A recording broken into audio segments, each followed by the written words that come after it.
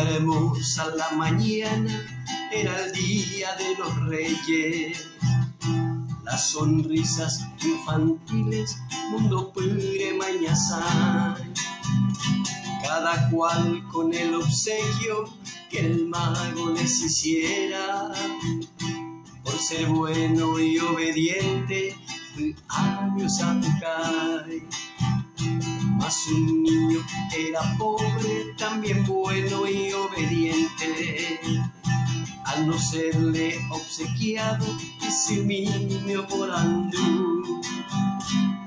Porque mamá querida, los reyes del oriente, no me hizo un regalito a entero Peuerú.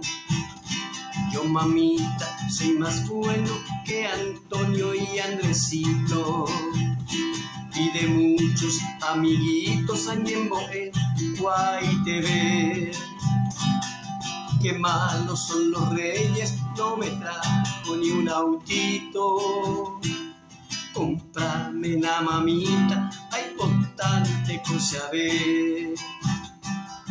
Así se queja el pobre sin cariño y sin halago, que su padre fue un tirano, niño que se iba y chupé.